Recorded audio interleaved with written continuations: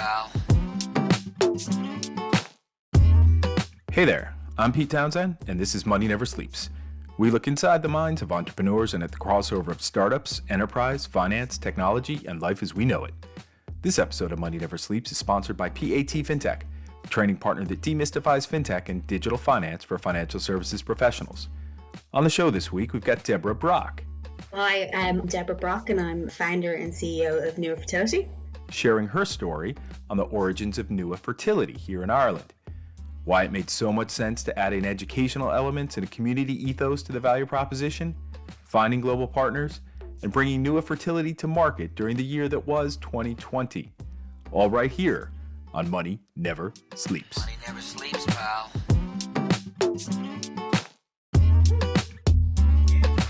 Why don't you tell us your backstory, how you got to this point, connecting the dots really from your time in nonprofit and the educational sector, really up to founding Nua Fertility and how that happened. So I guess for me, I've always worked with people and communities. So that was my biggest thing. I studied sociology and then fell into education after that. So I'm always curious about solving problems. That's what sociologists would look at. We want to look at the world and people. And I was really, really, really lucky. Honestly, my early career, I got to work with some amazing communities and people supporting them. So a lot of our work was around poverty and how we can support people out of poverty. And I loved it. I absolutely loved it. And then like a lot of people, well, not like a lot of people, but I met my soulmate, I got married and thought I was going to have a baby. And it didn't happen. So, and that didn't happen was a bit of a shock. I suddenly got thrown into this world of infertility, which I never knew even existed. And I suppose from that then led on to our own personal journey and our own personal story of trying for a baby. So we got the news that we would never get pregnant naturally. And it was delivered like that. It was delivered really blankly. You won't get pregnant naturally. So we went and we got a clinic, and when we met with different doctors, we were never actually asked what we were doing in our own life. We were never asked about our lifestyle. We weren't asked about smoking or alcohol or our diets and nutrition. It was all very medicalized. I was a very passive patient, which used to surprise me because I can be quite vocal about opinions in the world and other things, and I don't mind challenging people. But when it came to the doctor, it was like, nope, they know what's best, you know? Yeah. Living in Ireland for 15 years, I have noticed that time and again where people are like, listen, the doctor's word is the doctor's word. Yeah. They got to be right. Yeah. We don't question. No. And you would think as well for us, because we'd been through 3 failed cycles, right? There's this misconception I think that people have that when you go through IVF or ICSI like we did, that you just walk away afterwards with a baby. That's not what happens at all. It's such a hard journey. I think it wasn't really until we moved clinics that we suddenly went, hang on a minute, the penny dropped, that we've a really big role to play in trying for a baby along with science. And we met the most amazing and progressive doctor, and we changed our whole outlook. We looked at our nutrition, we looked at our lifestyle, and we made substantial changes. And because of that, we had a really successful round. And we're now blessed with the most beautiful 8-year-old daughter from that. I suppose what I say to people is going from a passive patient, and when you've been through fertility treatments, people will say this, you suddenly then have a PhD in fertility because you go from one end of the extreme to the other. And that is what happens to us. Researched everything. And I suppose my sister would always say about us growing up that I was nosy, but I actually call it that I'm just really curious and I like research. Like I absolutely love it, right? So I love reading science journals, research journals. So I was constantly doing that anyway for our own fertility health, because I'd go in with reams of new research that came out to my doctor and say, have you seen this? What do you think about this? And she'd sit and listen and basically laugh at me. But it paid off because I suppose that got me really thinking in this whole world of fertility and fertility health and other people who are going through their journey and struggles. And because my background was in community and people and always wanting to help, it just naturally led me into thinking about moving into the space as an entrepreneur. And I hear a lot of people talking about, I always wanted to own my own business. And that wasn't for me. I happened to fall into that because I wanted to be able to support others. That's really interesting. Going through that experience, but this natural helpfulness there, which you find in a lot of entrepreneurs, right? That there is a problem to solve. You're not the only one with a problem. There's going to be other people with that problem. You want to help them solve that problem. Yeah. right? Tell us about the new fertility business, how you got it started, and kind of what you're thinking about in terms of longer term vision of the business. Yeah, I mean, I think one of the biggest things for me was this aha moment where part of my research and reading, I suddenly stumbled upon the microbiome, right? And most people, when they hear me talking, they're saying the micro what? You're talking about gut health, you're talking about vaginal microbiome, you're talking about what has that got to do with your fertility? Well, it's got a lot to do with it, actually. And it's a huge new area of research that's up and coming. And for me, I just got excited. I mean, when I read a piece that was, the GI tract is the size of 2 tennis courts. Right? 2 tennis courts. Wow. And when you think of that, you suddenly go, hang on, of course this has to have an effect on your overall health and wellness, but also your fertility health. So to me, that was just astounding. And at the time, it was really great that, I feel in Ireland, we've got a lot of entrepreneurial support through the likes of Enterprise Ireland and the Leos. So I approached EI and I applied for an innovation voucher and we got it. And I rocked down to Cork to APC Microbiome. So they're one of the biggest research centres in the world. They've got the top 10 researchers when it comes to the microbiome. And they're just unreal, like amazing. So I went into them and said, I think there's this connection here between the gut microbiome and fertility. Let's start looking at a piece of desk research to hopefully then move into an R&D partnership as we went along. And that's when it started. Then we started looking at product development. And that's where Newer for Women, our first proprietary product, was born. So essentially we developed, it's a first of its kind fertility supplement for men and women who are trying for a baby, which contains vitamins, minerals, and good bacteria. So the live bacterial strains combined with the others. So it is the first of its kind on the market at the moment. Okay. I'm very proud of that. It's my formulation. We've patent pending on it. Yeah, it's been a labor of love to get to that point. When you start talking about a prototype, right? When it's a tech startup and you're talking about building a wireframe and pulling together some slideware, making it look like you got something there, but it's just images to get people interested in what you're doing. How did you actually come up with a prototype of a supplement? I have to say, when I went through some of the entrepreneurial programs, a lot of them were all tech as well. So you could see their process of where they were getting to, and I could see it. And then I'm like, well, hang on, but I have to have a run. I have to get manufactured now. I have to get a pilot run. I have to, oh my God, how am I going to do that? That just really led into that we had to do that. We weren't like others. We couldn't be, everybody used to talk about being extremely lean, and a lot of my colleagues, and I'd watch them and I'd go, God, not that what they were doing was easy, because it absolutely wasn't. But I knew I had to have a pilot run.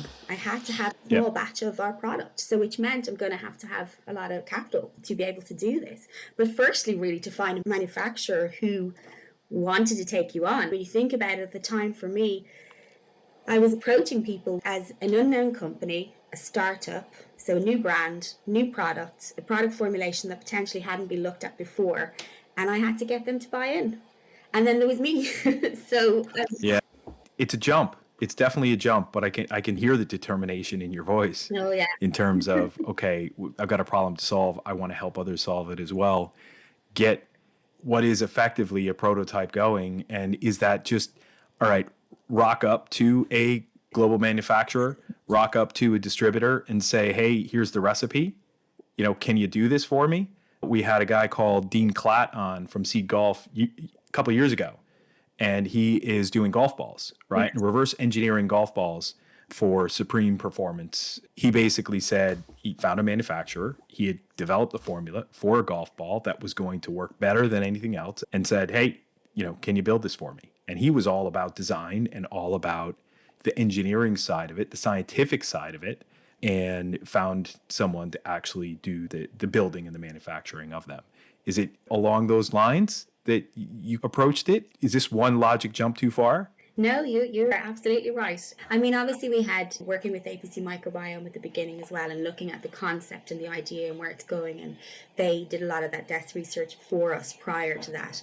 But then it really was a case of, at the moment for us as well in Ireland, I couldn't get a manufacturer in Ireland, so that was the first kind of hurdle. You'd want to automatically go to an Irish company, but we couldn't find one here because obviously we're dealing with live bacterial strains, and there wasn't a manufacturing plant that would have that.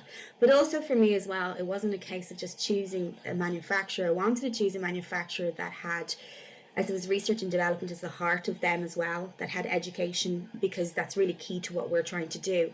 So I wanted to try and align ourselves with a company that was like that. And I suppose, it sounds funny. I'm going, I wanted to align ourselves, we had nothing. But go big. Yeah, well, look, I kept getting told in the beginning, oh gosh, you're going into a really, really saturated market. You're playing with these big sharks, big players, right? I just kept hearing this nonstop, and it used to drive me mad, to the point where I go, yes, I recognize that there are lots of players. Yes, that I recognize there are big sharks, but I am a small fish that can swim very, very, very fast. I'm going to be okay. And that used to be my response all the time, because, we can adapt. We could adapt. We could do things that large organizations couldn't do. And that was a really big help, because I think when I approached then manufacturers, and I approached a global manufacturer, and I approached a few of them, it was a case of picking up the phone and talking them through, speaking to their scientists, their formulation chemists, working with the microbiologists, going through a formulation, coming back and forth, but then getting them to buy into us. I had to show them that this was so unique. Our product is so different. It's also in their interest to do something slightly different, and because they had never done this either. So they were intrigued, and the project kind of sparked their interest. Then obviously from a logical point of view, they need to look at it and make sure that we can finance it, and we are who we are. Our future production runs are going to be there, and we can manage that. And I had to sell that to them and say, yes, we are. We have global ambition. We are looking potentially down the line into the Chinese, Australian markets. So, say, don't worry, we're going to be here. And then it was really a case of making sure that I believed myself. I used to talk myself up before every call, and I used to kind of remind myself, look, you've done this, you've taken a leap, you left a job you love, you absolutely love what you're doing, you're well able. They're bound to want you. Do you think it helped hugely because, having been on the personal journey, effectively understanding it from the end customer point of view, did that help with those conversations? Like, you had done the research from a personal point of view, so you weren't just someone who had come across this potential opportunity. You understood it in huge detail, which is why that brought them around to why they should work with you. Yeah, it massively did. Yeah, I have to say. And even from a manufacturer, I mean, one of the first emails I got back after our first conversation was, he said, I was so energized after our conversation because your passion just runs through. I can really see where you're going with this. So they could see this, and everybody keeps telling us, it's a passion brand, and they really believe in it, because, at the other end, I am my own consumer, and I want to be really mindful of people who are going through these struggles in their journey. It isn't easy at all. You have to be really careful in what you're doing. And you can't make promises either. That's to be so certain, because, one of the things I always said is there isn't a magic doctor, there isn't a magic pill, there isn't a magic clinic that's going to get you pregnant. But what there is being able to support yourself, be armed with information and education. A huge part of our business and our company, of what we want to do, is community, education, and our product, because that's what we really truly believe in. Like really supporting people on their journey as best as we can, providing with the education and information and supports that basically that you're armed and informed about your fertility health. Out of 100 couples, 80 of those will successfully be pregnant after a year. So it's about a 25 to 30% chance of getting pregnant in any given month if you are a healthy couple. So it's that window is really, really small. But because, I suppose, growing up, or your early education in school, or even throughout your college life, we were always told, you will get pregnant if you touch somebody. This just magically happens. So suddenly then, when you actually tell your body, I'm ready, I want to get pregnant, and then your body goes, you're going, hang on, everybody's told me for years that this should just happen. Why isn't it?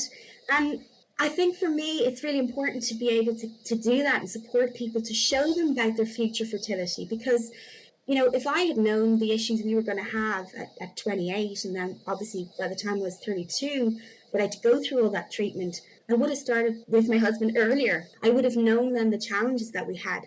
But I lived in this bubble that a lot of us still live in, which is a lovely bubble if you can be, but it's just maybe making sure that you're armed with that information. I always believe that if you're informed, you can make your choices yourself, right? You can make objective choices if you're informed. So that's what we want to do at Near Fertility, is creating that space to do that. I suppose the flip side, maybe it's a passion project. Everything is built on your own experience and the passion that you put into it.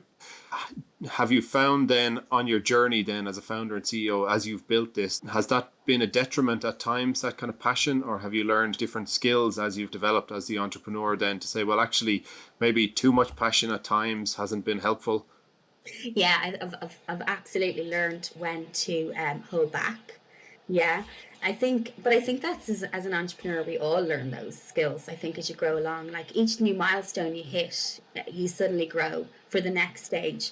Beyond the LEO funding and the EI funding, what has been the approach that you've taken to funding Newer Fertility beyond the earliest investments and grants? Yeah, I suppose my biggest thing always from the beginning was make sure that you get the LEO resources that are there first and foremost. I don't think people take that as serious as they can, because you've got the feasibility grant, the priming grant, the business expansion before you even move in anywhere near Enterprise Ireland, because I think a lot of people forget about the grants. So you're not giving away any equity, and you're still being able to finance quite well. So we did that with our Wicklow Leo, and they were amazing to us. We're on the cusp of EI and HPSU, so the only EI funds we've actually got was the 2 innovation vouchers at the beginning. We haven't touched anything else since then. And then my own private investment from ourselves, or personal, and then a small investment then through family. So we haven't done anything yet. We are this year. We're going to embark on our next kind of a funding round, but we haven't had to. We wanted to try to get as far as we could without having to do that, if that makes sense. We had the runway to be able to enable us to do that. I suppose I've had really great mentors as well along this journey. I mean, again, it comes back to me talking about education, but I really do believe arming yourself with people around you, asking them for help, and then learning from them, not just asking and going away and not doing anything with it. Like literally really listening to what these people are telling you. They've been on this journey. They've made all the mistakes. Why am I going to go and make the same ones? Absolutely not. And the Irish ecosystem here of entrepreneurs and people wanting to, again, it's that wanting to help and be helpful is amazing. Like people honestly have no problem with you just reaching out on LinkedIn and saying, can I ask, how did you do this? I saw you did maybe crowdfunding, or you use this. What was your experience? Yeah, no problem. Let's chat. So that was really good. Are you looking to take further steps with that? And how big do you want this to get? Pretty big. Okay. Well, pretty big in the sense of this morning I just had a 7 a.m. Zoom call with a distributor in Australia who are looking at our growth strategy for China, Australia. So yeah, pretty big. We need to consider. I suppose if I take it back a little bit as well, we launched last year, and obviously, during the middle of a pandemic, we were originally supposed to have launched around April, but we'd had quite a few manufacturing setbacks, which we knew were going to happen, because I think at the beginning of this journey, again, everybody tells you it takes twice as long, twice as much. And I always remember saying to myself, my dad is a builder, and I always thought, okay, this is like having a new house project. They always cost more and they always take longer. So just keep putting that in your head and you won't get stressed about it. And it sounds silly, but it did help me and it worked for me. I kept envisioning the business as my new house. So we launched in August, so only August of last year, and started selling online. So we've obviously an e-commerce website, and we've been growing from strength to strength. We secured our first IVF clinic this week, which is called First IVF. They're a brand new clinic who's opened. We've a distribution deal here in Ireland with Whole Foods. We've another distribution in Northern Ireland. We're in talks now with a UK distributor, and we've just set up on Amazon as well. So We're kind of pretty busy. I bet. Yeah, yeah. And how many people in the team now? So now the team has grown to 3 full-time staff members and 2 part-time. And I think, our team, I have to say, of everything that's about this company, the team is what's holding it together. It's our infrastructure. I have the most amazing team. We work collectively together. We joke because we're like a family. We kill each other, we argue, we tease things out, we joke, we slag each other, but it works because we've all got the same value system, we've got the same vision of where we want the company to go, and we've got the same belief in education and community and the product. So, that marries and works. And we wouldn't have anything or where we've gotten to without that team. Yeah, it really interesting. And having done that and getting live during the pandemic, right? We've talked with a lot of companies that were like, well, we had to shift gears. We had to talk to people about obviously a different way of working when working from home or working remotely, putting these new tools and processes in place. But it sounds like launching right in the middle of all of this, that was the status quo. That's how you did things. Can you tell us how that worked? Yeah, it absolutely is. We've all been working remotely, and obviously we have a new hire this year, which was in January, and I've only met her, Amy, through Zoom or Teams. We've never physically met. I had met her in August, and she was doing small bits of contract work for us. And I remember our first meeting at the end of it, before we finished, I just said, "I'm just letting you know you're going to be working for me full time." And she laughed. I said, no, just letting you know you're going to be working for me. Yeah. Because she immediately aligned with what we were doing. And excuse the pun, but that good feeling about somebody. Yeah. And I think I go with that always and always have done. And so she's just fitted in brilliantly. But I think the online transition is, I have to say, for us, has been really amazing because, before Christmas, we did a fertility forum. So we brought experts together. So fertility doctors, embryologists, reflexologists, acupuncture, counsellors, just everybody and anybody who's in this space. And I think we'd about 45 or so. If we were to do that in a live event or to organise it, it just would never have happened. But it organically came together with all these people on Zoom, really easily, who wanted to engage with each other. You have to be thinking constantly about visibility and credibility. So they're my two mantras that I just kind of keep going by. If what we're doing doesn't drive either of those, they get dropped because it's wasting my time. And so for me, that as well, about the credibility was to build a advisory group, an advisory team. So we have people who are in Northern Ireland, the UK, Australia, Dubai, who can come together to support newer fertility and help drive it forward. I don't think that would have happened if we were in the situation we're in now with that transition to online working. And it's really been, again, another backbone to what we've been doing. And I listen to each of those individuals, because they're the experts. So my job is to listen to them and get that support and direction. This episode of Money Never Sleeps is sponsored by PAT FinTech, demystifying fintech and digital finance for financial services professionals. PAT FinTech enable financial services professionals to transform their capabilities into the digital age, with dedicated virtual training programs geared towards those that can develop, deliver, and monitor optimally customized user experiences balanced by appropriate governance, control, and oversight. To learn more about PAT FinTech, go to moneyneversleeps.ie/PAT FinTech.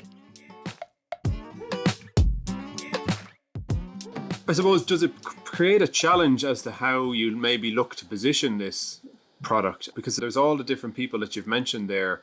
And like you said, when you're talking about education and maybe for people who haven't even thought about the journey of getting pregnant and they're thinking that it's years away, but actually, maybe this is a product that is of benefit to them well ahead of time. There's probably an immediate need of customers, but then there's customers that don't even know they could be customers yet, if you know what I mean. How are you going to strike that balance between how you maybe position it as a fertility product versus this could be of real benefit to you for that time in the future? Yeah, and I suppose through our marketing efforts and how we've kind of segmented people out, you've hit it on the head. How we do it is we put it into are you thinking, planning, or trying? So thinking could be your future fertility. So you're thinking about your future fertility, you're thinking about your health now, you're thinking about what that's going to look like, and you're being educated around it. So our messaging and our key pieces are very different to each of those customers in those segments, if that makes sense. And that helps us. And I guess, the immediate people are the ones where, there is an initial problem and they want to solve it and they're looking for that solution. My big thing is, and I'm really passionate about this, and I go on and on and on about education, but I really do believe that there's a bigger role that can be played from the Irish government and from the department and the type of educational programs that we have in school. I think we need to open the conversations wider. We need to look at the curriculum. We need to say, guys, in a classroom of 30, you're talking about preventative measures, which are so important. You're talking about STDs, so important. I get that. But you also need to educate those 30 people in the class that potentially 4 of them may have issues in the future, Oh, yeah. And for me, I'm really, when we look at that, there's so much that we as a company do to really support that side of the business. And I think as well, the other side, when you look at, in Ireland, we are... there's 2 countries in the EU that don't provide any fertility supports for patients. So if you've been somebody who has maybe growing up or being born had undescended testes, which will affect your sperm count in the future, that is a medical condition, right? The WHO defines infertility as a medical condition. Or if you've been through maybe cancer treatment, there are some small supports there. But other than that, you are not entitled to any supports. So, if you go in tomorrow for your heart or anything else, you will get support through our public system, but you don't for fertility treatment. Do you see it all? Because I've seen this with some of my friends, and who shall not be named, but where, that male pride of course I'm okay, right? Why wouldn't I be okay? Prevents them from actually embracing a program or actually figuring out what's going on. Is that a common trend? I'm not sure. I don't know if it's the maleness of the masculinity of the side of it. I do think it's been a common trend up until a few years ago, where it was always the first thing that even doctors would say is, okay, it's female investigations. They wouldn't ask the male counterpart the issues. So it wasn't as highlighted or talked about. But when you look at it now, it is 40% female, 40% male, and 20% undiagnosed. Right? So it is equal. Yeah. Wow. So infertility is equal for genders. So this is a serious issue that's happening. And I think one of the bigger things that's been coming down the line that really I think is really scary for men is in the last 40 years, sperm count has dropped by half, by 50%. I read that recently. Yeah, I saw it was in Wired magazine or something. It was very powerful. It's scary. Yeah. I mean, this sounds scary enough to scare people. You don't want to push people to that, but it should make you open your eyes and be a bit more aware of future. The whole Rod Stewart thing, the whole age thing for men, that doesn't exist, guys. You do have a biological clock. There may be issues. I think it's that awareness as well of being really aware of it. I mean, last week there was, I don't know if you're the comedian in the UK, he's doing a big campaign around male infertility awareness, and it's brilliant. It's gone viral. People are really talking about it now. There was another show, one of the Love Island guys, I don't know him, but he was doing a piece around, infertility, male side infertility, because his brother had gone through. Oh yeah, Chris Hughes. Yeah, I'm familiar with that. Yeah, I follow him on Instagram. Very good. No, but it was brilliant. He's highlighting to maybe an audience. Yeah, absolutely. People who may not have thought about this, So I think, for us as a company, these are all the important things that we have in our head that we want to be able to do, because they're key drivers. If you even take out of the social aspect when I talk about it like that, and you bring in the economic aspects of it, globally birth rates are dropping. Infertility it's 1 in 8 couples worldwide. It's heading towards 1 in 4 in Ireland. It's 1 in 6 in the UK. Now that is really shocking numbers. And when you think from even an economic point of view, I kind of look and go, well, who's going to be here for us when we get old? If we don't have anyone, we need to start thinking about our population. And thinking about scaling globally, Deborah, and applying that educational component to different geographies, different markets, adapting that for different markets. Yeah. That's going to be a really interesting challenge to take on, isn't it? It's definitely going to be very interesting when we look at, in China in particular, it's a very different ball game. It's a very different beast. But even from our educational strategy and proposals, it needs to be completely different. I mean, even like our marketing there is so different in how they do things. In Weibo, WeChat, everything is done. It's just very, very different. I mean, I think there was a channel in China, and I don't know how well it did, put it this way, but it was called Fertility UFO. That would just give you an idea of the different style of video marketing and messaging. Okay. Yeah, so it is interesting, but I think as well, to be really mindful and respectful of other cultures too, and that's something that, we're really taking on board. But the likes of, say, even Australia are very similar to Ireland, which would be globally similar to our education system. Australia, Scotland and Ireland in my old work would be where I would have always looked for good practice, always looked for around education or outcome-based programming. So in that way, it's good for us. Yeah, absolutely. That cultural parallel does help. It strikes me that you have more than just the normal kind of challenge. Obviously the companies that we talk to ourselves or even work with, but you have to find markets where people have been brought on this journey by their government or by society, as well as just trying to find people who are looking for this product. There's probably extra layers of kind of complexity to, going into a new market that many people wouldn't have to face with a different type of product. Maybe, but I personally, I think it's probably because I put those layers on, because I'm interested in policy. I'm interested in what the culture's doing. I'm interested in what changes do. So I have a feeling I have a lot of that influence when it comes to those pieces. But I think, again, for us is that we're not a typical company, and I don't think we ever want to be a typical company. We're not just a supplement supplier. We're not just a fertility supplement. We want to be different, and it's always been in that DNA of ours to do that, and to drive it forward. That when we talk about community education and the product, we really believe in each of those pillars, and I talked about the research and development early, and not very much, but that's a really key core part of us moving forward and our future development, to hopefully try and be able to start some clinical trials as well. And that's where I want to really push us into. And also look at our own novel product strains that, we're developing and want to move forward with APC Microbiome. That's always been there. But there's me with my these big ambitions, big ideas. You still have to crawl before we're running a marathon. Maybe even bum shuffle a little bit. I always say that. I kind of remind myself, I put myself back into that box, constantly visionary thinking ahead, but then being very realistic about where we are as a company, how we are growing, and how we do that in a very measured approach. I'm very mindful, and for me, that's how we operate. That, I presume all of that probably narrows down the likes of the companies or the people that you'd be looking to raise funding from. There's probably different categories of partners that you'd prefer based on what additional things they can bring or companies they've supported in the past. Yeah, I mean, I absolutely think you need to you find somebody who's going to add that extra value to you. You need somebody who's going to guide you as well. I like people who want to work with us in that mentorship capacity, and that they're vested in what you're doing and they believe in what you're doing.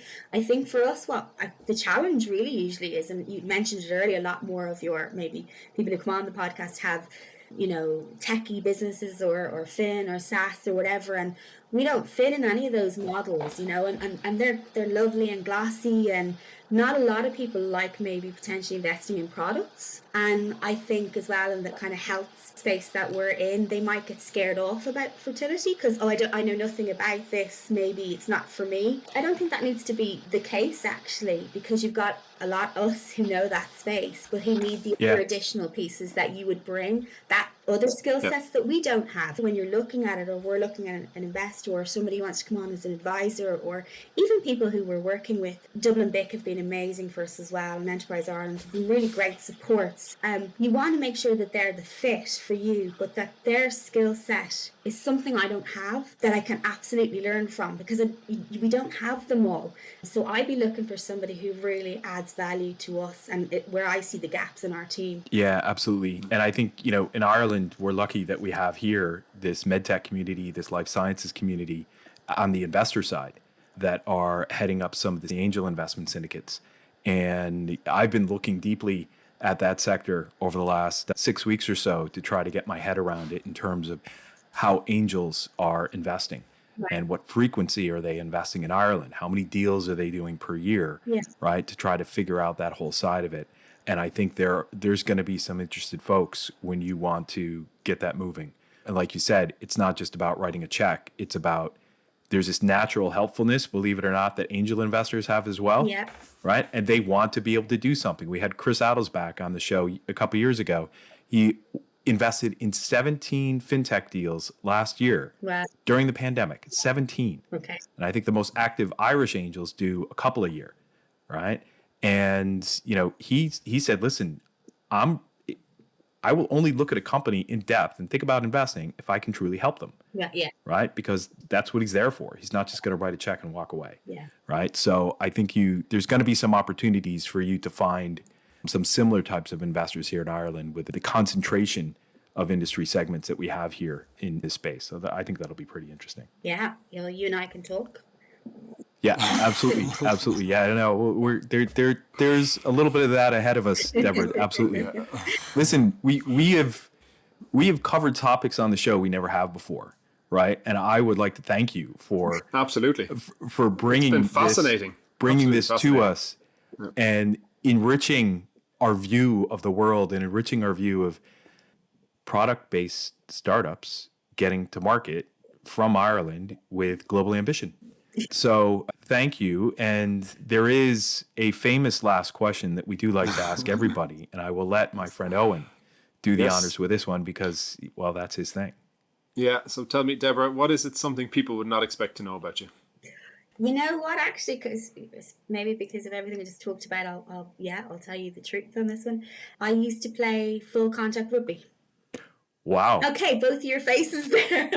Wow. Yeah, I loved it. I have to say, I joined the ladies team here in Greystones, the Greystones Rugby Club, which are amazing, by the way, an amazing bunch of women. Brilliant. Because I love sports. I loved team sports. Didn't know I'd like contact sports, but because we played tag rugby, and I used to just keep trying to drive through people and kept being tackle people that you're not supposed to do that in tag.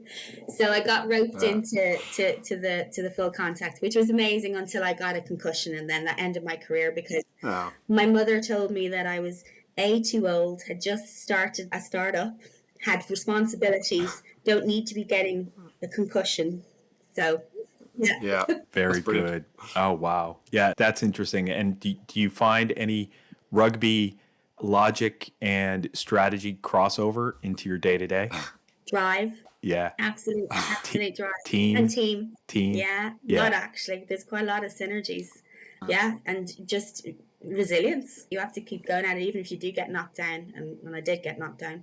And pushing through people. Yeah. Which is barriers and big people. So they could be bigger markets, bigger companies, there's lots. You got me going. The handoffs.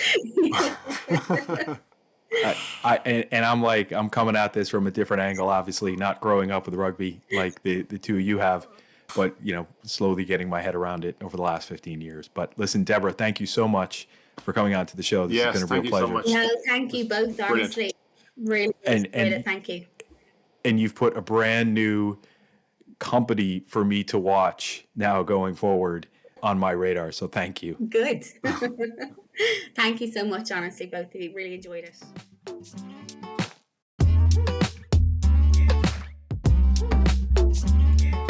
That does it for this week, folks. And you can learn more about Deborah Brock and Nua Fertility in the show notes on our website, moneyneversleeps.ie. So check us out online and subscribe to our weekly Money Never Sleeps newsletter as well. Also, thanks to Conan Brophy from Create Sound for mixing and editing this episode. Conan is an excellent media man to get in touch with when you're thinking about launching your own podcast. As for me, I'm an early stage startup advisor and investor. If you'd like to talk to me about your business, drop me a voicemail on moneyneversleeps.ie. Finally, till next time, thanks for listening. See ya! Money never sleeps, pal.